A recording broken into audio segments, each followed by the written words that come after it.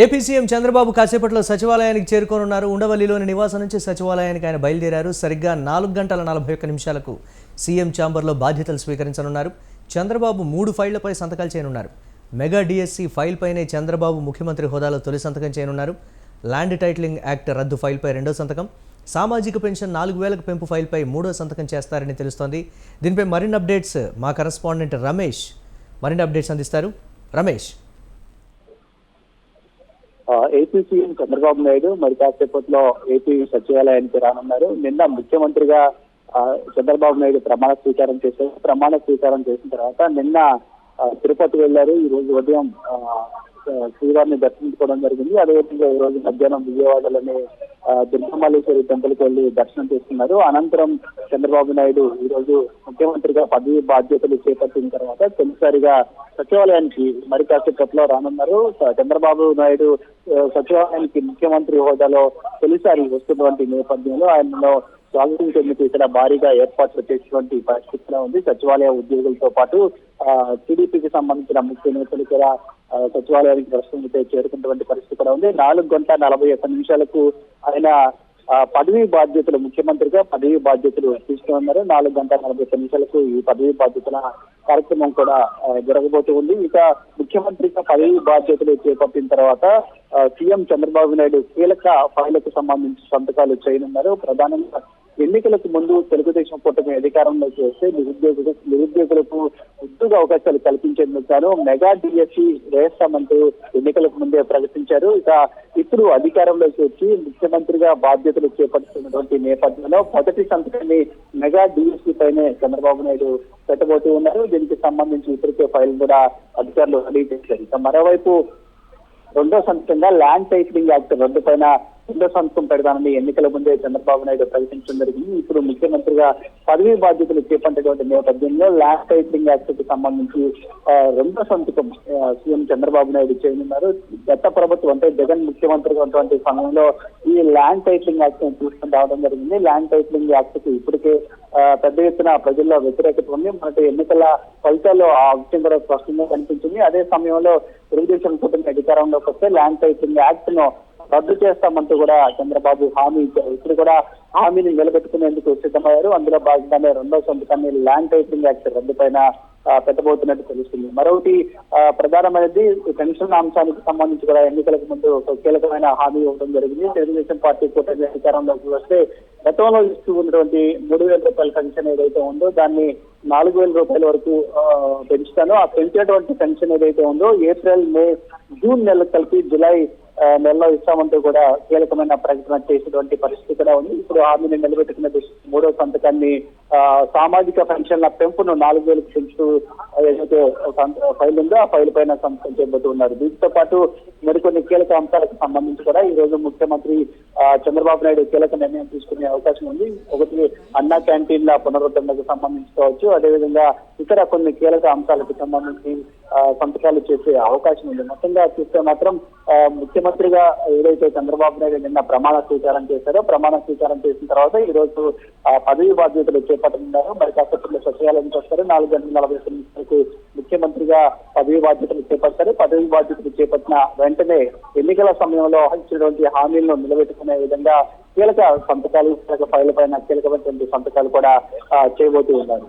మొత్తం 5 ఫైళ్ల మీద సంతకాలు చేస్తారన్నట్లుగా కూడా తెలుస్తోంది. మిగతా వాటికి సంబంధించి ఏమైనా ఇన్ఫర్మేషన్ ఉందా? అధికారులు ఏం చెప్పబోతున్నారు? అంటే అధికారం చేపట్టిన తర్వాత ప్రెస్ మీట్ పెట్టడం కానీ లేకపోతే ఇమ్మీడియట్గా కూడా శాఖల వారీగా దీనికి సంబంధించి శ్వేతపత్రాలు విడుదల చేయాలి, మీరంతా కూడా సిద్ధం చేసుకోండి నిన్ననే ప్రమాణ స్వీకారం చేసినటువంటి మంత్రులుగా వాళ్ళని ఆదేశించినట్లుగా కూడా తెలుస్తోంది. ఆ విధమైనటువంటి కార్యాచరణ ఏమైనా ఉంటుందా, లేకపోతే కంప్లీట్గా అధికారులే అనౌన్స్ చేసేటువంటి ఛాన్సెస్ ఉంటాయా? రమేష్, చంద్రబాబు నాయుడు ముఖ్యమంత్రిగా ప్రమాణ స్వీకారం చేయడంతో పాటు ఎన్నికలకు ముందు ఏదైతే మొదటి రెండో సంతకాలకు సంబంధించి ఎన్నికల ముందు హామీ ఇచ్చారో ఆ హామీని నిలబెట్టుకోబోతున్నారు. దీంతో పాటు మంత్రులకు కూడా ఇప్పటికే 24 మంది మంత్రులు ప్రమాణ స్వీకారం చేశారు. కానీ మంత్రులకు ఇంతవరకు శాఖలు కేటాయించలేదు. ఎవరికి ఏ శాఖ కేటాయిస్తారనేది ఈ రోజు సాయంత్రం వరకు ఒక స్పష్టత వస్తుంది. ఇక మంత్రులకు శాఖలు కేటాయించిన తర్వాత శాఖల వారీగా శ్వేతపత్రాలు విడుదల చేసేందుకు కూడా ప్రభుత్వం నిర్ణయించింది. అయితే ప్రస్తుతం చంద్రబాబు నాయుడు ఈ రోజు పదవి బాధ్యతలు చేపడుతూ ఉన్నారు. ఆ తర్వాత మంత్రులకు శాఖలు కేటాయింపు శాఖలు కేటాయించిన తర్వాత మంత్రులు కూడా పదవి బాధ్యతలు చేపట్టాల్సి ఉంటుంది. పదవి బాధ్యతలు చేపట్టిన తర్వాత శాఖల వారీగా ప్రస్తుతం రాష్ట్రంలో ఉన్నటువంటి ఆర్థిక పరిస్థితి కావచ్చు, గత ప్రభుత్వ హయాంలో జరిగినటువంటి అవకతవకలు కావచ్చు, అదే సందర్భంలో రానున్నటువంటి రోజుల్లో గత ప్రభుత్వంలో చేసినటువంటి తప్పులను ఏ విధంగా సమీక్షించాలి, అదేవిధంగా రానున్నటువంటి రోజుల్లో శాఖల వారీగా శాఖలను పటిష్టం చేయడంతో పాటు రాష్ట్ర అభివృద్ధికి తీసుకోవాల్సినటువంటి నిర్ణయాలు కానీ, అదేవిధంగా రాష్ట్ర అభివృద్ధికి తీసుకోవాల్సిన చర్యలపైన కూడా చంద్రబాబు నాయుడు శాఖల వారీగా శ్వేతపత్రాలు విడుదల చేసే అవకాశం ఉంది. దీనికి సంబంధించి రానున్నటువంటి రోజుల్లో ఈ శ్వేతపత్రాలు విడుదల చేసే కార్యక్రమం కూడా కొనసాగే అవకాశం ఉంది. దీనికి సంబంధించి అధికారులు కూడా గత 5 ఏళ్ల పాలనలో, గత ప్రభుత్వ హయాంలో జరిగినటువంటి తప్పులు కానీ, అవకతవకలు కానీ, లేదంటే శాఖల వారీగా జరిగినటువంటి వివిధ కార్యక్రమాలకు సంబంధించి నివేదికలు రూపొందించే పనిలో ఉన్నట్టు కూడా తెలుస్తూ ఉంది. రైట్ రమేష్, దీనికి సంబంధించి అధికారులు ఏం చెప్తున్నారు? ప్రధానంగా గతంలో తీసుకున్నటువంటి జగన్మోహన్ రెడ్డి ప్రమాణ స్వీకారం చేసిన తర్వాత కొన్ని కఠినమైనటువంటి షాకింగ్ నిర్ణయాలు తీసుకున్నారు. చంద్రబాబు కూడా అటువంటి షాకింగ్ కానీ లేకపోతే కీలక నిర్ణయాలు కానీ ఏమైనా తీసుకుంటారన్నట్లుగా కూడా ఏమైనా సమాచారం లీక్ అవుతుందా? దానికి సంబంధించి ఏంటి? అదే ప్రధానంగా ఎన్నికలకు ముందు ప్రజలకు ఇచ్చినటువంటి హామీలు ఏవైతే ఉన్నాయో హామీలు అమలే ప్రధాన ఎజెండాగా చంద్రబాబు నాయుడు తన పదవి బాధ్యతలు చేపట్టబోతూ ఉన్నారు. వైఎస్ఆర్ కాంగ్రెస్ పార్టీ అధికారంలో ఉన్నటువంటి సమయంలో యువతకు ఉద్యోగాల కల్పనకు సంబంధించి ఎన్నికలకు ముందు చాలా హామీలు ఇచ్చింది. కానీ ఎన్నికల్లో అధికారంలోకి వచ్చిన తర్వాత మాత్రం యువతకు ఇచ్చినటువంటి హామీల విషయంలో పూర్తిగా వెనుకబడినటువంటి పరిస్థితి కూడా ఉంది. ప్రధానంగా జగన్మోహన్ రెడ్డి ప్రతిపక్ష నేతగా ఉన్నటువంటి సమయంలో తాము అధికారంలోకి వస్తే మెగా డిఎస్సీ ఇస్తామంటూ పదే ఎన్నికల ప్రచారంలో చెప్పారు. కానీ అధికారంలోకి వచ్చిన తర్వాత ఒక్కసారి కూడా డిఎస్సీ నోటిఫికేషన్ ఇవ్వలేదు. కేవలం ఎన్నికలకు ముందు మాత్రమే నోటిఫికేషన్ పేరుతో అలాట్ చేస్తే అది పూర్తి చేయలేదు. ఈ నేపథ్యంలో చంద్రబాబు నాయుడు తన అధికారంలోకి వస్తే మెగా డిఎస్సీ వేస్తాను, మొదటి సంతకం దారిపైన పెడతాను, యువతకు ఉద్యోగ అవకాశాలు కల్పిస్తానని చెప్పారు. అందులో భాగంగా ఈ రోజు ఒక కీలక నిర్ణయం తీసుకోబోతూ ఉన్నారు. ముఖ్యమంత్రిగా పదవి బాధ్యత చేపట్టిన వెంటనే మెగా డిఎస్సీకి సంబంధించిన కీలక ఫైల్ పైన ఆయన సంతకం పెట్టబోతున్నారు. ఇక ప్రధానంగా ల్యాండ్ టైటిలింగ్ యాక్ట్ కి సంబంధించి కూడా అనేక విమర్శలు కూడా ఉన్నాయి. ల్యాండ్ టైటిలింగ్ యాక్ట్ కి సంబంధించి అనేక రకాల విమర్శలు ఉన్నప్పటికీ కూడా గత ప్రభుత్వం ఈ అంశాన్ని పెద్దగా పట్టించుకోలేదు. అదే కాకుండా ల్యాండ్ టైటిలింగ్ యాక్ట్ తీసుకొచ్చి రైతులను ఇబ్బంది పెట్టే ప్రయత్నం గత ప్రభుత్వం చేసిందంటే చంద్రబాబు నాయుడు ఎన్నికల ప్రచారం పదే చెప్పారు. తాము అధికారంలోకి వస్తే దాన్ని రద్దు చేస్తామని కూడా చెప్పిన పరిస్థితి కూడా ఉంది. కాబట్టి ఇప్పుడు ఆ హామీని నెరవేర్చేటువంటి కీలకమైనటువంటి నిర్ణయాన్ని కూడా సీఎం చంద్రబాబు నాయుడు తీసుకుపోతూ ఉన్నారు. ఇక వీటితో పాటు సంక్షేమానికి సంబంధించి దాదాపు 65 లక్షల మంది సంక్షేమానికి సంబంధించిన కీలక నిర్ణయానికి సంబంధించి 3వ ఫైల్ పైన కూడా ఈ రోజు చంద్రబాబు నాయుడు సంతకం చేయబోతున్నారు. ప్రధానంగా ఎన్నికలకు ముందు ఇవి కీలక హామీలు కాబట్టి ముందుగా ఈ కీలక హామీలను అమలు చేశారు. ఆ తర్వాత మరికొన్ని హామీలు కూడా ఇచ్చారు. ఆ హామీలు అమలు కూడా ఏపీ సీఎం చంద్రబాబు నాయుడు తర్వాత అంశాల వారీగా నిర్ణయం తీసుకునే అవకాశం కూడా ఉంది. ఎస్, భద్రతా చర్యలకు సంబంధించి కూడా వైసీపీ చేస్తున్నటువంటి ప్రధాన ఆరోపణలు, దీనికి సంబంధించి కూడా చంద్రబాబు ఏమైనా ప్రెస్ మీట్ లాగా కానీ లేకపోతే మీడియా ముఖంగా మాట్లాడేటువంటి అవకాశాలు ఉన్నాయంటారా? దీనికి సంబంధించి అధికారంలోకి రాగానే కూడా ఇమీడియట్గా కొన్ని విషయాలు మేము బయట పెడతామనేటువంటి మాట కూడా చంద్రబాబు చెప్పినటువంటి పరిస్థితి ఉంది. ఆ కోణంలో చూడొచ్చా? అంటే ప్రధానంగా గత ప్రభుత్వ హయాంలో జరిగినటువంటి అవకతవకలకు సంబంధించి కావచ్చు అనేక రకాలుగా ప్రతిపక్షంలో ఉన్నటువంటి సందర్భంలో తెలుగుదేశం పార్టీ పోరాటం చేస్తూ వచ్చింది. తెలుగుదేశం పార్టీ కూటమి అధికారంలోకి వచ్చిన తర్వాత గతంలో ఎన్డీఏ ఎమ్మెల్యేల సమావేశాన్ని నిర్వహించారు. ఎన్డీఏ ఎమ్మెల్యేల సమావేశం సందర్భంగానే చంద్రబాబు నాయుడు కీలక వ్యాఖ్యలు కూడా చేశారు. గతంలో ఎవరైతే తప్పులు చేశారో ఆ తప్పులు చేసిన వారిని ఈ ప్రభుత్వం ఎట్టి పరిస్థితులను ఉపేక్షించబోదని స్పష్టంగా చెప్పడం జరిగింది. ఒకవేళ అలాంటి వారిని ఉపేక్షిస్తే మళ్ళీ తిరిగి అలాంటి తప్పులు చేయడానికి అవకాశం ఉంటుంది. అలాంటి తప్పులు చేసే వారికి అవకాశం ఇచ్చినట్టు ఉంటుంది. కాబట్టి గత ప్రభుత్వంలో తప్పులు చేసే వారిని ఖచ్చితంగా చట్ట ప్రకారం శిక్షిస్తామని పదే చెప్తూ ఉన్నారు. ఈ రోజు తిరుపతిలో ఉదయం మీడియాతో మాట్లాడుతున్నటువంటి సందర్భంలో కూడా ఏపీ సీఎం చంద్రబాబు నాయుడు గతంలో ఎవరైతే తప్పులు చేశారో వాళ్ళకి ఖచ్చితంగా శిక్షలు ఉంటాయి, అది చట్టపరంగానే శిక్షలు ఉంటాయని అంశాన్ని కూడా చెప్పారు. అదే సమయంలో రాజకీయ కక్ష సాధింపులకు పాల్పడబోమనే విషయాన్ని కూడా స్పష్టంగా చెప్పారు. తమకి ప్రజలు అధికారం ఇచ్చింది ప్రజలకు సేవ చేయడానికి తప్ప రాజకీయ కక్ష సాధింపుల కోసం మరో దానికోసం కాదు. ఎవరైతే ఎమ్మెల్యేలుగా ఎన్నికయ్యారో, మంత్రులుగా ప్రమాణ స్వీకారం చేశారు, వీళ్ళందరూ కూడా ప్రజలు తమకు ఇచ్చినటువంటి బాధ్యతను సమర్థవంతంగా నిర్వహించాలి, ఎక్కడ లోటు జరగకూడదు, ఎక్కడ పొరపాటు జరగకూడదు అనే అంశాన్ని స్పష్టంగా చెప్పారు. ఇక గత ప్రభుత్వంలో జరిగినటువంటి తప్పులను వెలికితీయడంతో పాటు అప్పుడు ఖచ్చితంగా ఎవరైతే తప్పులు చేశారనే ఆధారాలతో సహా దొరికిపోతారో వారందరినీ కూడా శిక్షిస్తామని మాత్రం పదే చెప్తూ ఉన్నారు. ఇప్పటికే ఆ దిశగా కొన్ని ప్రయత్నాలు కూడా ప్రారంభమయ్యాయి. ప్రధానంగా గత వైఎస్ఆర్ కాంగ్రెస్ పార్టీ ప్రభుత్వ హయాంలో లిక్కర్కి సంబంధించి పెద్ద ఎత్తున అవకతవకలు జరిగాయి, అవినీతి జరిగిందని కూడా తెలుగుదేశం పార్టీ ప్రతిపక్షంలో ఉన్న సందర్భంలో విమర్శలు చేసింది. ఇప్పుడు అధికారంలోకి వచ్చిన తర్వాత గత 5 ఏళ్లలో లిక్కర్కి సంబంధించి జరిగినటువంటి అవకతవకల పైన దృష్టి పెట్టడం జరిగింది. అదేవిధంగా ఏపీ బెవరేజెస్ కార్పొరేషన్ ఎండీగా ఉన్నటువంటి వాసుదేవరెడ్డి ఇంట్లో సోదాలు నిర్వహించారు. అంతేకాకుండా ఏపీసీఐడి ఆయన పైన కేసు కూడా నమోదు చేసినటువంటి పరిస్థితి. ఇలాగే అనేక కీలక శాఖలకు సంబంధించి ఇంకా అనేక రకాల విమర్శలు ఉన్నాయి, ఆరోపణలు ఉన్నాయి. అదే సందర్భంలో కొంతమంది అధికారులు వ్యవహరించిన తీరు కూడా ఒక పార్టీకి అనుకూలంగా ఉంది. ప్రధానంగా తెలుగుదేశం పార్టీని ఇబ్బందికి గురి చేసేలా కొంతమంది అధికారులు కూడా వ్యవహరించారని గతంలో తెలుగుదేశం పార్టీ ఆరోపించింది. ఆ అన్ని అంశాలకు సంబంధించి కూలంకుషంగా పరిశీలించిన తర్వాత నిజంగా తప్పు చేసినట్లు ఎవరైనా భావిస్తే, తప్పు చేసినట్లు నిరూపితమైతే వారిపైన మాత్రం ఖచ్చితంగా చట్ట ప్రకారం చర్యలు తీసుకుంటామని కూడా ఏపీ సీఎం చంద్రబాబు నాయుడు చెప్తూ ఉన్నారు. ఎస్, విశాఖ కేంద్రంగా ఇప్పటివరకు కూడా జరుగుతున్నటువంటి కార్యక్రమాలు కానీ లేకపోతే కార్యకలాపాలు కానీ విశాఖనే రాజధానిగా గత ప్రభుత్వం ఏదైతే కొన్ని నిర్మాణాలు చేపట్టడం కానీ అక్కడికి ఇమీడియట్గా షిఫ్ట్ చేయించడం కానీ ఆ కార్యక్రమాలన్నిటి కూడా నిలిపివేస్తూ ఇప్పుడు వారు ఒక అనౌన్స్మెంట్ చేయబోతున్నారనేటువంటి వార్త అయితే బయటకు వస్తున్నటువంటి పరిస్థితి ఉంది. దీనికి సంబంధించి అధికారులు ఏమైనా చెప్తూ ఉన్నారా? పర్టికులర్గా విశాఖకు సంబంధించి ఏమైనా ఒక ప్రకటన చేసేటువంటి ఛాన్సెస్ ఉన్నాయా ఇప్పుడు?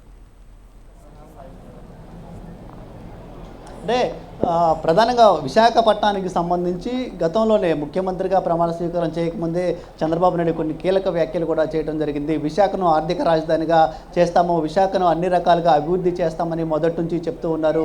గతంలో తెలుగుదేశం పార్టీ అధికారంలో ఉన్నటువంటి సందర్భంలో కూడా విశాఖను ఆర్థిక రాజధానిగా చేస్తూ అక్కడ ఆర్థికంగా పెట్టుబడులు వచ్చేందుకు గాను, అదేవిధంగా పరిశ్రమలు, ఐటీ కంపెనీలు లాంటివి తీసుకొచ్చేందుకు గత ప్రభుత్వం అంటే చంద్రబాబు నాయుడు ముఖ్యమంత్రిగా ఉన్న సమయంలో ప్రయత్నాలు చేయడం జరిగింది. అయితే జగన్ ప్రభుత్వం అధికారంలో ఉన్నప్పుడు విశాఖను పరిపాలనా రాజధానిగా చేస్తామని చెప్పారు. అక్కడ కొన్ని రిషికొండలో కొన్ని నిర్మాణాలు మాత్రమే చేశారు తప్ప అక్కడ ఎట్లాంటి అభివృద్ధి చేయలేదు. అదే కాకుండా గతంలో అక్కడ ఎవరైతే పారిశ్రామికవేత్తలు పెట్టుబడులు పెట్టడానికి వచ్చారో వారందరినీ కూడా బలవంతంగా తరిమేసినటువంటి పరిస్థితి కూడా ఉందని తెలుగుదేశం పార్టీ ఆరోపిస్తుంది. కానీ ఇప్పుడు తెలుగుదేశం పార్టీ తిరిగి అధికారంలోకి వచ్చినటువంటి నేపథ్యంలో అమరావతినే రాజధానిగా కొనసాగిస్తూ అమరావతినే రాజధానిగా నిర్మాణం చేయడంతో పాటు విశాఖను ఆర్థిక రాజధానిగా డెవలప్మెంట్ చేస్తామని చంద్రబాబు నాయుడు చెప్పారు. అదే సందర్భంలో రాయలసీమ ప్రాంతానికి సంబంధించి కర్నూలును కూడా అభివృద్ధి చేస్తాము, కర్నూలు అభివృద్ధి వల్ల రాయలసీమ ప్రాంతం కూడా అభివృద్ధి చెందుతుంది అనే అంశాన్ని కూడా స్పష్టంగా చెప్తూ ఉన్నటువంటి పరిస్థితి ఉంది. గత ప్రభుత్వం 3 రాజధానుల అంశాన్ని తెరపైకి తీసుకురావడం జరిగింది. జగన్ ప్రభుత్వం అందులో భాగంగానే అమరావతిని కేవలం శాసన రాజధానిగా చెప్పడం జరిగింది, విశాఖను పరిపాలనా రాజధానిగా, అదేవిధంగా కర్నూలు న్యాయ రాజధానిగా చెప్పడం జరిగింది. కానీ తెలుగుదేశం పార్టీ మాత్రం మొదటి నుంచి ఒకే అంశాన్ని చెప్తూ ఉంది, అమరావతిని ఏకైక రాజధానిగా కొనసాగిస్తాము, అదే సమయంలో అన్ని ప్రాంతాలను అభివృద్ధి చేస్తామో అన్ని ప్రాంతాల్లో అభివృద్ధికి సంబంధించి తెలుగుదేశం పార్టీ హయాంలో తీసుకున్నటువంటి చర్యలు ఏవైతే ఉన్నాయో ప్రధానంగా అనంతపురం లాంటి వెనుకబడినటువంటి జిల్లాలో కియా పరిశ్రమను తీసుకొచ్చి అనంతపురం జిల్లాతో పాటు రాయలసీమను అభివృద్ధి చేసే ప్రయత్నం చేయడం, అదేవిధంగా విశాఖకు సంబంధించి అనేకమైన ఐటీ ప్రాజెక్టులు కానీ ఇతర ప్రాజెక్టులను తీసుకొచ్చినటువంటి పరిస్థితి ఉంది. అదేవిధంగా అమరావతిని రాజధానిగా డెవలప్ చేస్తూ ఇక్కడ ఈ ప్రాంత అభివృద్ధికి తోడ్పడినటువంటి పరిస్థితి ఉంది. సో ఇప్పుడు మళ్ళీ తెలుగుదేశం పార్టీ అధికారంలోకి వచ్చినటువంటి నేపథ్యంలో 3 ప్రాంతాలను సమానంగా అభివృద్ధి చేసేందుకు కార్యాచరణ రూపొందించారు. ఇదే విషయాన్ని చంద్రబాబు నాయుడు గతంలో కూడా చెప్పడం జరిగింది.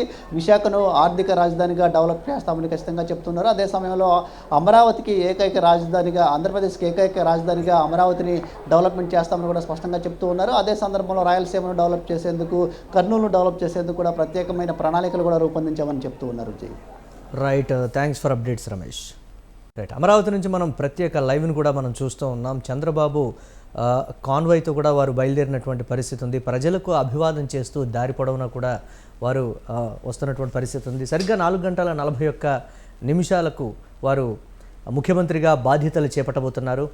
ఈ నేపథ్యంలో మనం చూస్తున్నాం. దీనికి సంబంధించి కాన్వాయ్ కూడా ప్రజలందరూ కూడా ఎంతో సంతోషం వ్యక్తం చేస్తూ ఉన్నారు. వారికి ధన్యవాదాలు తెలపడం, వారికి అభివాదం కూడా చేస్తున్నటువంటి పరిస్థితి ఉంది. భారీ కాన్వాయ్తో ప్రమాణ స్వీకారోత్సవ కార్యక్రమానికి ముఖ్యమంత్రి చంద్రబాబు బయలుదేరినటువంటి సిచ్యువేషన్ కూడా మనం చూస్తున్నాం. ఈ నేపథ్యంలో ఆ కాన్వాయ్ వెంట టీడీపీ కార్యకర్తలు, అక్కడ స్థానికంగా ఉండేటువంటి ప్రజలు కావచ్చు, వారందరూ కూడా సంఘీభావం తెలుపుతున్నారు. ఈ నేపథ్యంలో దీనికి సంబంధించి ఎంతో ఉత్సాహంగా కాన్వాయ్లో కూడా వారు పాల్గొంటున్నటువంటి పరిస్థితిని మనం చూస్తున్నాం. 4:41 ముఖ్యమంత్రిగా బాధ్యతలు చేపట్టబోతున్నారు. కీలకమైనటువంటి హామీలకు సంబంధించి కూడా ముఖ్యమంత్రి చంద్రబాబు మొదటగా మెగా డిఎస్సి ఫైల్ పైన, తర్వాత 4,000 రూపాయల పెన్షన్ పైన, ఏదైతే కీలకమైనటువంటి హామీలు ఉన్నాయో వాటిపైన కూడా సంతకాలు పెట్టేటువంటి ఛాన్స్ అయితే ఉంది. ఈ నేపథ్యంలో అందరూ కూడా ఉత్కంఠగా ఎదురు చూస్తున్నటువంటి పరిస్థితి.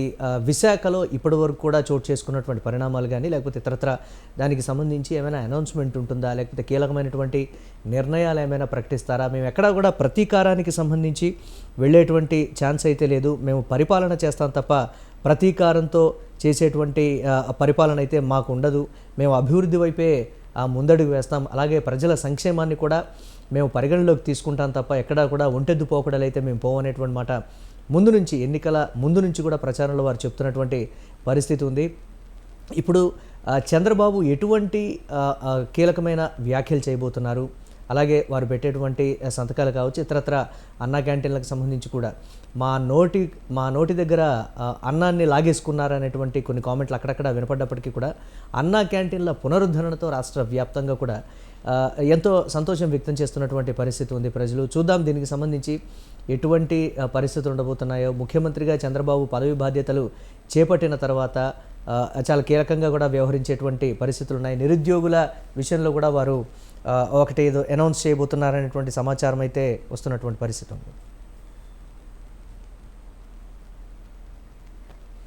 ఉస్మానియా యూనివర్సిటీలో చంద్రబాబు నాయుడుకు పాలాభిషేకం చేస్తున్నటువంటి పరిస్థితిని కూడా మనం చూస్తున్నాం. అక్కడ కూడా ఎంతో సంతోషం వ్యక్తం చేస్తూ అక్కడ ఉన్నటువంటి వారు కూడా సంఘీభావం తెలుపుతున్నారు. ముఖ్యమంత్రిగా చంద్రబాబు ఆంధ్రప్రదేశ్ ముఖ్యమంత్రిగా ప్రమాణ స్వీకారం చేస్తున్నటువంటి సమయంలో ఉస్మానియా యూనివర్సిటీలో కూడా అక్కడ వారు సంతోషాన్ని వ్యక్తం చేస్తూ శుభాకాంక్షలు చెబుతూ చంద్రబాబు నాయుడుకి, అలాగే లోకేష్, అలాగే ఎన్టీఆర్ చిత్రపటానికి కూడా వారు పాలాభిషేకం చేస్తున్నటువంటి విజువల్స్ని మనం చూస్తూ ఉన్నాం.